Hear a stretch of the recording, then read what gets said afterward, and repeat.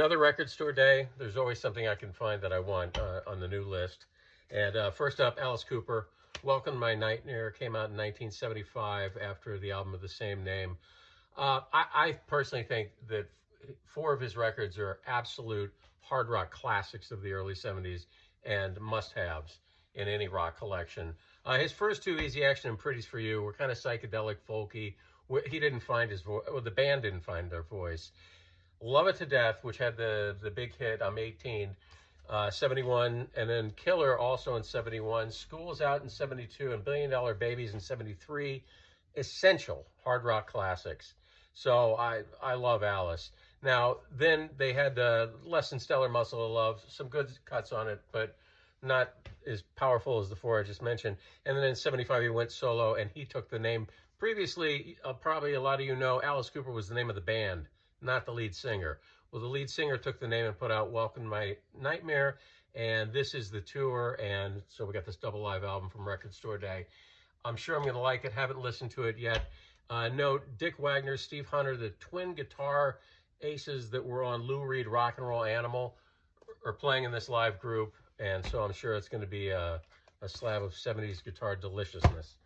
Next up, speaking of hard rock from the early 70s, a classic. This Montrose album, I think, is one of the best hard rock albums of the early 70s. So this is live. The album came out in 73. This came out in 73 as well. Well, it's recordings from 73 from, it looks like, live at a radio studio. And apparently in the beginning introduction, they're so new, they hadn't even come up with a name for the band yet. They didn't try that hard. They named it after the guitar player, Ronnie Montrose. Anyway, this first Montrose album is such a fantastic record. I had high hopes for this. It's okay. It doesn't have the same visceral punch and attack as Montrose, the album, because it's live and they were kind of a new band. But still, you can smell the magic brewing. And just from a historical perspective of one of my favorite hard rock records from the 70s, it's really exciting to hear this live stuff. Always New Jazz Dispensary coming out on Record Store Day. I buy every one of them. I've probably got about this many jazz dispensaries now. And as usual, it's funky jazz. It's what they do best. Mongo Santa Maria's on it. Catalyst is on it. The Blackbirds, Dizzy Gillespie. And as always, cool packaging and colored vinyl. Next up, David Johansen, lead singer of the Dolls.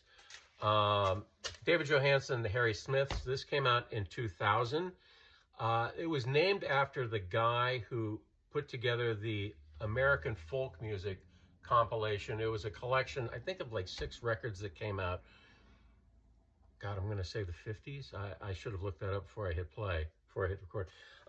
Anyway, Harry Smith put this collection together, and it's been revered over the years. So, hot off the heels of his Buster Poindexter routine, he put together a blues band and called himself the Harry Smiths.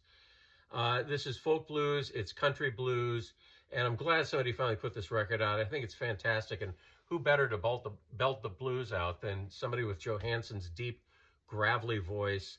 I think I saw him a couple times, but definitely saw him once, I remember, at the Bottom Line in New York City, and what a smoking show. He had Brian Coonan, the guitar player, who was the guitar player and musical director for all of his Buster Poindexter stuff, which was a smoking band, say what you will about Hot, Hot, Hot. And Joey Barron, jazz guy on drums in this blues group. Kermit Driscoll, jazz guy on bass in the blues group. It was a heavy group. It wasn't just a run-of-the-mill blues band. Anyway, I'm glad this is out. He put 2 records out as the Harry Smiths. The second one was 2002 called Shaken, I think. Shaker, 2002. And hopefully that'll come out as well. And last up, Ray Barretto. I can't pass on a Ray Barretto I don't have. Probably played conga on more sessions than any conguero on the planet. His music is always adventurous and eclectic, and jazz was always his second language. I love this guy. I've got a ton of Ray Barretto records. And with a lot of artists, if you look at the discography, there's a real sweet spot. And I think his sweet spot was anything from 1966 to 1976. And this album came out in 1970, right in the middle of that sweet spot. It's Afro-Cuban jazz, boogaloo, and salsa. What more could you ask for? That's it.